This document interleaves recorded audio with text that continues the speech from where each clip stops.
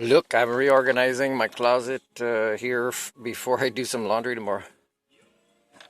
Got a first aid kit. I got this, but it was it was put to extreme heat at some point when it was really hot in here in the summer. It doesn't expire till then, but I don't know if you saw the date, October 24, but it might not be safe. But let's say where I am now, somebody comes and does drugs and they have an event where I believe, I won't have a phone to call somebody to confirm, and I'm not going to necessarily run to try to get attention as if I couldn't help. But let's say I assess that the person needs this drug. And then, when I yell, when I see somebody, they come and the police comes while I'm still with the person and the ambulance. And they say, yep, you saved that person's life using this. And it's the same thing I said when I was at the place where they were giving those for free and teaching how to use it I'd be without adequate medical addictions related or mental health services here and most of Canada and most of the world, in part a flaw created by politicians and psychiatrists, and the norm. The norm is always the villains, right? I will not have saved a life, and this is just bringing somebody back to having their biological organism not shut down so they can do drugs again and feed the Canadian economy, for example, that is crashing, not just because of drugs, but because of the medical systems that were supposed to protect us from this, the mental health and addiction services. So I'd be arguing, and if the, journalist comes, whatever, you saved this person's life, how do you feel? I didn't save their life because I'm not allowed to work with this person over time successfully without being blocked by 99.96% of you to help this person have a human life. So I didn't save a life. I just helped reanimate a biological organism to continue to not live a human life. There's a big difference. So let's say I get accepted in one of these, I like some of my music.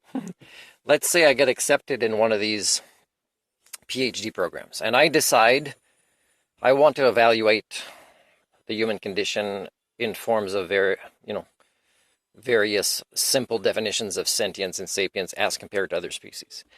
And let's say the premise is for me to study interactions between species for me to assess this, as if there was an objective scientist group of extraterrestrials studying for intelligent life on this planet based on our own language's use of the definition of sentience and sapience.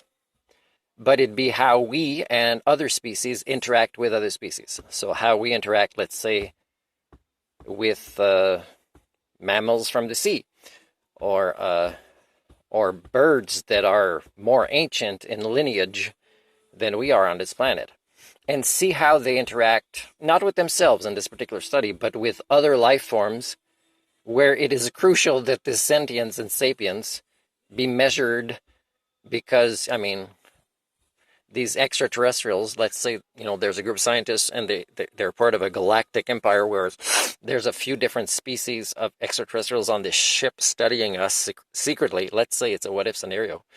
And they come from various evolutionary heritage that might be water-based, that might have led to flight without technology, or that might, even be capable of dual, right?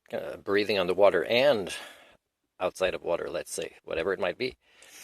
And it would be obvious to them, if they evolved there, that they also evolved within an interconnected web of life. That means it's very important to measure sentience and sapience based on how we interact with other species, because otherwise, if we're not already at low numbers and on the way out, it's very crucial that we don't behave as if we're trying to crash the system that we depend on for life.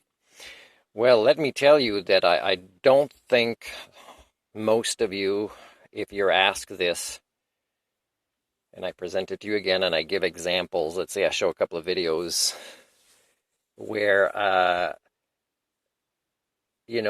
these videos were collected not because they went viral or because they went viral because it's bad behaviors already, but they were filmed when the study was decided, and they were at random and they were anonymous. So people were studying somebody from far away. Let's say a fisherman who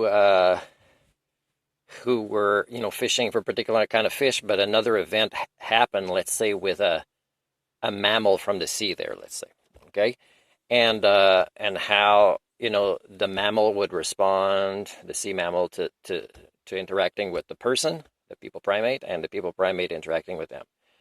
Now this would have to be a random event, right? I can't just find 3 videos and it happens to be the ones that were promoted because we need to believe that's great behavior or it's bad behavior, but it doesn't reflect the majority of what our species would do. It has to be a random sample, and it has to be probably done recently and anonymously, because more and more of interactions, as we are the most invasive species on this planet, and we blame other species for being invasive when we're the ones that brought them there. So again, that's, oh man, that is so nonsensical.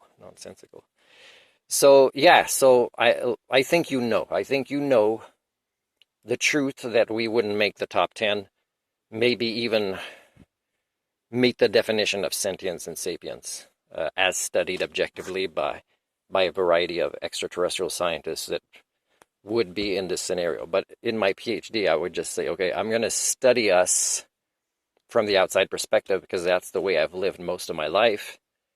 And the science I can give in this way is a lot more objective than other social scientists. But of course, you have to not just pretend for 5 minutes you're studying from the outside perspective.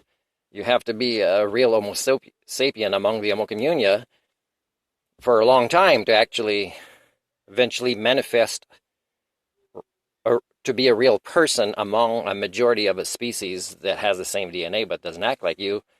And then suddenly it comes easy for you to see this outside perspective. It wouldn't be for most scientists attempting this. So I couldn't, for example, find peers unless the peers I'd find for this PhD had already, let's say, written books and gone on lecture tours where they were also criticizing their own species in this same way. They couldn't be a peer of mine within this PhD because they'd be just starting to think like this, and it would shut down right away because if they're just starting, they're probably very highly infected with HSD, and therefore they would not be able to, within a public forum, be comfortable enough to cure themselves a little bit from HSD in order to be an objective supervisor for me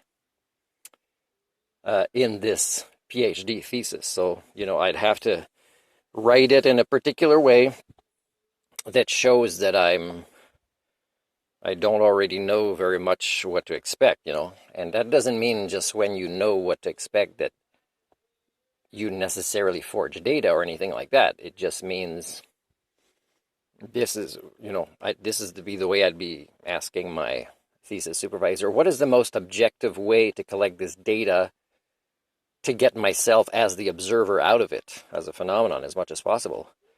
And it could be, again, using studies that are already there that have data related to this, although they weren't necessarily looking for this. So it'd be that type of study where I don't, let's say, make recordings of things myself. I'd just be evaluating for other social sciences studies that we're testing for somewhere else, and then I go through their data that might not be in the results, but I might be asking for it later, and it says, and for me it'd be accumulating enough data to say, okay, here's how we would rate. And it's strange that this other scientist, when they wrote their PhD, they didn't notice, wow, I'm disappointed in my species.